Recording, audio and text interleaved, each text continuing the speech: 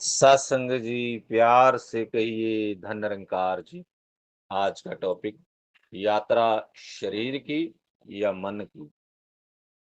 बहुत ही अहम प्रश्न है जो अपने आप से पूछना होगा। यदि नहीं पूछा तो फिर बहुत देर हो जाएगी और बहुत नुकसान हो जाएगा। इसलिए चेतन रह करके, अपने लिए समय निकाल करके अपने आप से पूछना है। ये जो यात्रा चल रही है, ये जो मानव जीवन दुर्लभ है, हो तो ना बारंबार कभी सोचें ये बात क्यों कही गई है, ये दुर्लभ क्यों है, ये बार बार क्यों नहीं मिलता। कभी सोचें, कभी समय निकालें। ये ऐसे प्रश्न हैं जिनके ऊपर विचार करने से मुक्ति मिल जाएगी। जिनके ऊपर विचार करने से मुक्ति का रास्ता खुलेगा, मुक्ति का दरवाजा खुल जाएगा। पता लग जाएगा मुक्ति कहाँ मिलती है, मुक्ति कौन देता है।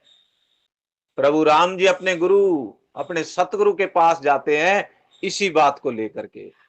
जो आज का टॉपिक है, इसी बात को लेकर के जाकर के पूछते हैं, बाबा मैं कौन हूं, मैं शरीर हूं, क्या हूं मैं, मुझे बताइए, मुझे बताइए।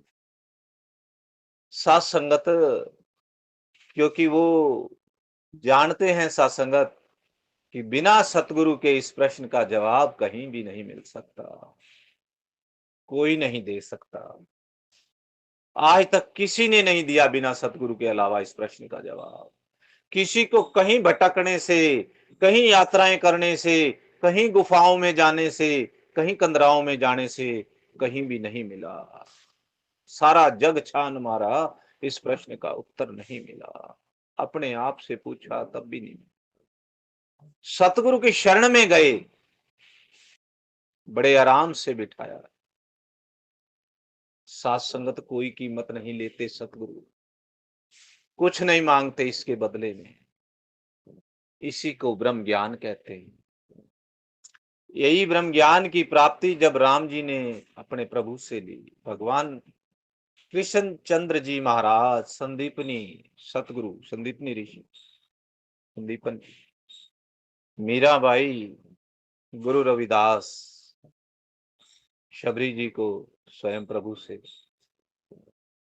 राजा जनक को अष्टावक्र से, और भी इतिहास खोल कर देख लें, सबको अपने सतगुरु के बिना ये ब्रह्म ज्ञान, ये अपनी पहचान नहीं मिली कहीं। और प्यारी सात संगत जब गुरु की शरण में बैठे, जब मन के अंदर यह समर्पण आया, ये जिज्ञासा आई, बड़े आराम से बैठ गए और सतगुरु ने सिर पर मेहर भरा हाथ रखा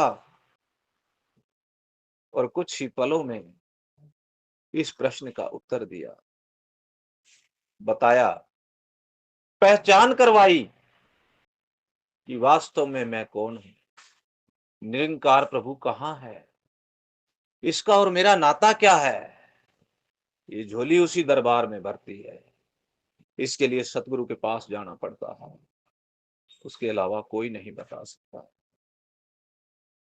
और साथ संगत, बड़े सुंदर संत महात्मा चेतन करते हैं, बताते हैं कि मैं शरीर नहीं हूं। ये बात तो क्लियर हो गई, मैं शरीर में हूं। सात संगत, और सत्संगत जब पहला ही प्रण मांगा कि तन मन धन प्रभु का है, तो सत्संगत इसी के अंदर मुक्ति, कि जब सब प्रभु का है, इसी बात को मान लेना कि मैं भी प्रभु का, ये सब कुछ प्रभु का। जब ये समर्पण हो जाता है, तब जीवन में ये आनंद आ जाता है, तब ये समझ में आ जाती है। अब सत्संगत बात शरीर और मन की। शरीर क्या है? शरीर एक रथ है जिसके ऊपर गुरसिक बैठ करके ये यात्रा करता है। अब सत्संगत बात मन की आती है। मन क्या है? मन भी सत्संगत विचारों का समूह है। इंसान के शरीर में किसी अगर तलाश करें कि ये मन कहां पर है, तो कहीं नहीं मिलेगा। विचारों का समूह है मन। अब सत्संगत हम इस मन को ही खुद मान लेते कि मैं ही मन हूं। मुझे अच्छा लग रहा है, मुझे ये नहीं लग रहा, मुझे वो नहीं लग रहा। और मन को ही सब कुछ करके जब मन की मानने लगते हैं तो अपने रास्ते से भटक जाते हैं। महात्माओं ने बड़ी सुंदर चेतन अवस्था प्रदान की है कि मन मत डुबोए। बहुत बार सुना है, बहुत बार बोला है। इस शब्द के अंदर घुस जाएं।